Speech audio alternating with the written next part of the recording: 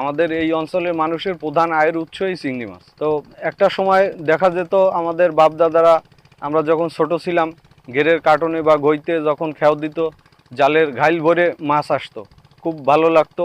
পরিবার পরিজন নিয়ে আমরা খুব ভালোই ছিলাম।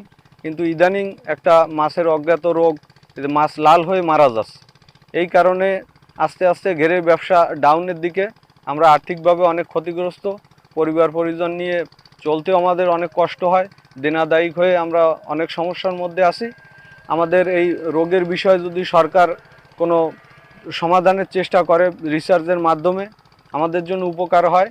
আর আমরা আর্থিকভাবে এখন অনেক দুর্বল হয়ে গেছি। বিশ্ববাজারে বাংলাদেশি চিংড়ির যে চাহিদা, এই চাহিদাটা আসলে যদি ধরে রাখতে হয় তাহলে চিংড়ি শিল্পের দিক সরকারকে আলাদাভাবে নজর দিতে হবে।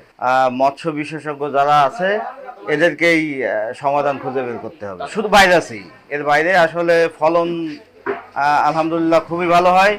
এটা যদি ধরে রাখা যায় তাহলে অপার সম্ভাবনা।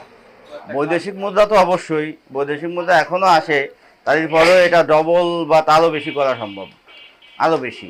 এই খাতটা সরকারি আওতাধীন আনা লাগবে, সরকারি নজরদারি বাড়াতে হবে। এছাড়া এর বিকল্প কোনো, বিশেষজ্ঞ নিয়োগ দিতে হবে। দেখা যাচ্ছে যে বিশেষজ্ঞ মানে আমি ওই ঢাকায় বসে থাকবো, এখান থেকে কৃষক আমার কাছে যাবে, বিষয়টা এরকম না। মাঠ পর্যায়ে লোক পাঠাতে হবে।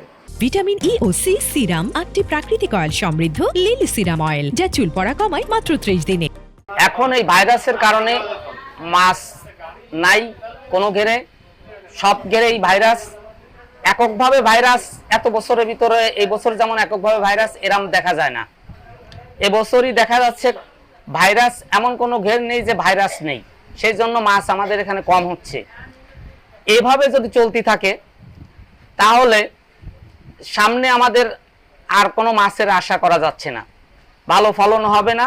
মৎস্য অফিসের থেকে বা সরকারের থেকে ওষুধপত্র বা এর কোনো প্রতিষেধক আছে কিনা, এই ধরনের যদি কিছু পাওয়া যায়, তাহলে যদি এটা ব্যবহার করে যদি মাছ আবার ফলন ভালো হয়, তাহলে আমরা আবার আগের মতন মাছ পাবো। এটা ভাইরাসটা তো অনেক আগের থেকে চলে আসছে, কিন্তু এই বছরটা একটু বেশি দেখা দিচ্ছে।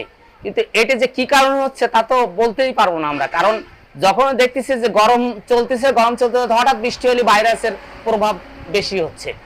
হঠাৎ বৃষ্টি হলে দেখা যাচ্ছে ভাইরাসে সব আক্রান্ত হয়ে মারা যাচ্ছে। যেমন হরিণা চিংড়ি টিংড়ি জাতীয়, গল্লা চিংড়ি, এরকম ধরনের সবই, কাঁকড়া পর্যন্ত মরে যাচ্ছে। এছাড়া সাদা মাছের সময় দেখা যাচ্ছে সাদা মাছও এরকম ভাইরাস হচ্ছে, তেলাপিয়া, রুই মাছ, এইগুলো সব মরে যাচ্ছে গেরে। এটার কারণে আসলে অনেক চিংড়ি চাষিরা একটু ক্ষতিগ্রস্ত সম্মুখীন হয়েছে। তাদের কিন্তু প্রি প্ল্যান যেটা বলে, পূর্ব পরিকল্পনা এবং সঠিক ব্যবস্থাপনা না করার কারণে অনেক চাষিরা কিন্তু সাধারণত তারা এই প্রচন্ড গরমের ভিতরে তাদের ঘেরে বেশিরভাগই স্টক করার পরে অনেক চিংড়ি মারা গেছে এটা, এবং এর কারণে অনেক চাষিরা আসলে ক্ষতিগ্রস্ত হয়েছে। এই ক্ষতিটা যাতে পুষিয়ে নিতে পারে সেই জন্য আমরা চেষ্টা করব আগামী বছর থেকে যদি কোনো প্রজেক্টের আকারে এনে আমরা যে গ্রুপ ভিত্তিক মাছ চাষকে আরো একটু উদ্বুদ্ধ করতে পারি, তাহলে আমার মনে হয় সম্ভব।